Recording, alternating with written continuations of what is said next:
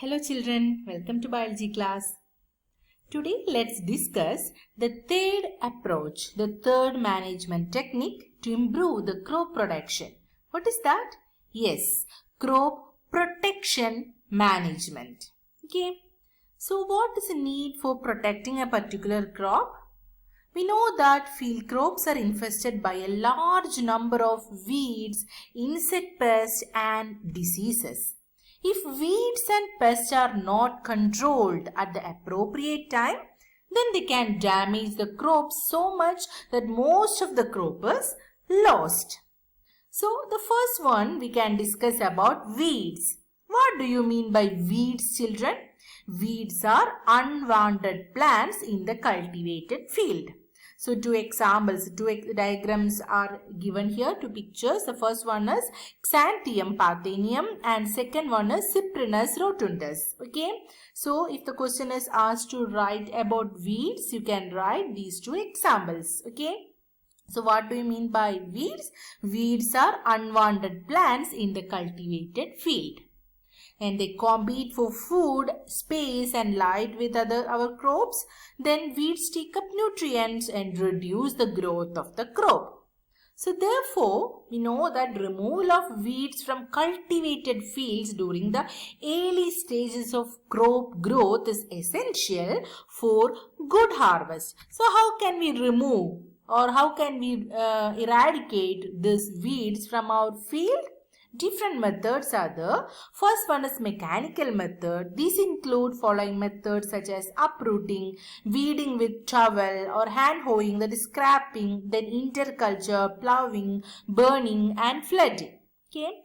Second one is culture method. What do you mean by culture method? They include proper bed preparation, timely sowing of crops, intercropping and crop rotation.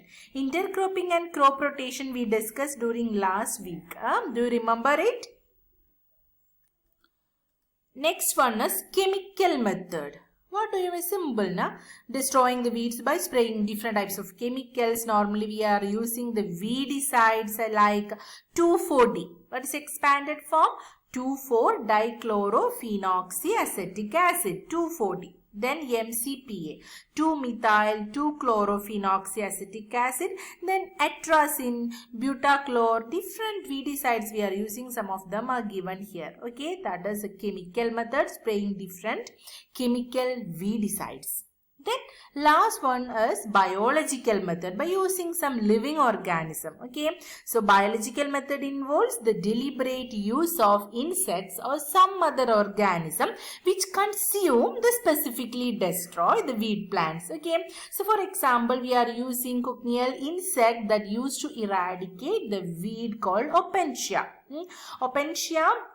If we want to remove Opentia from our crop field, we can add cochineal insect on that plant. So that particular insect will feed only on that Opentia. So we can easily remove that particular weed. So four methods we discussed to eradicate weeds from our crop.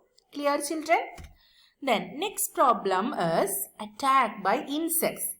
Generally, insect pests attack the plants in three ways. They cut the root, stem and leaf. They suck the cell sap from various parts of the plant. They bore into stem and fruits. Thus, they affect the health of the crop and it affects the yields, isn't it? It reduces the yield.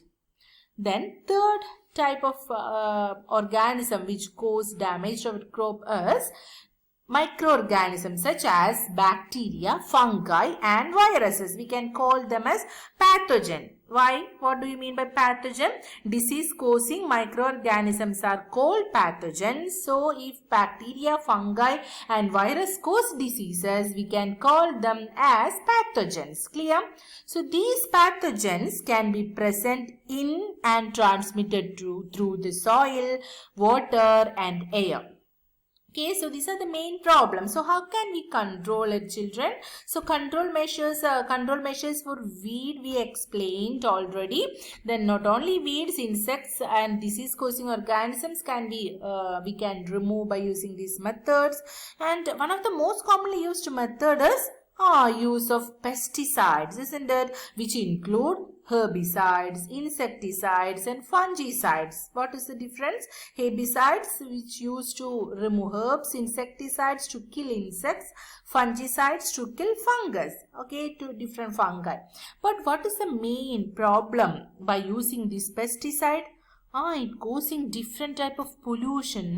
These chemicals are sprayed on crop plants or used for treating seed and oil. So this excessive use of these chemicals create problems since they can be poisonous to many plants and animal species and cause environmental problems. Children, not only that, because of the use of increased use of these pesticides, we are depending on agriculture, isn't it? We depending on these foods prepared in our crop field, so we are susceptible to different types of diseases, including cancerous diseases, right? So that's why it is it is not good to use these type of pesticides or insecticides or fungicides in our crop field. Okay, then for controlling weeds and other organisms, we can use some mechanical removal methods. Then preventive methods such as proper seed bed preparation, timely sowing of crop, intercropping, crop rotation, etc. are very helpful. Okay, while explaining the weed control method, we explained culture method, right? So we can use both culture method and biological control method.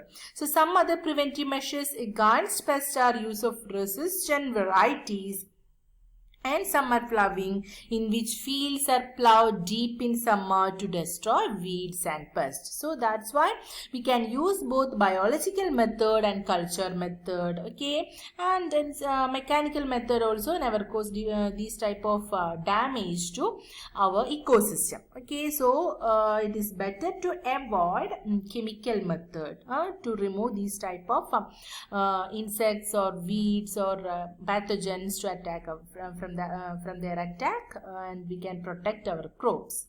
Okay, children, and nowadays by using an important branch in science, that is biotechnology, by using the applications of biotechnology, we can produce different types of resistant varieties. Okay, while explaining the first approach, crop variety improvement, I explained about BT cotton, BT brinjal, etc.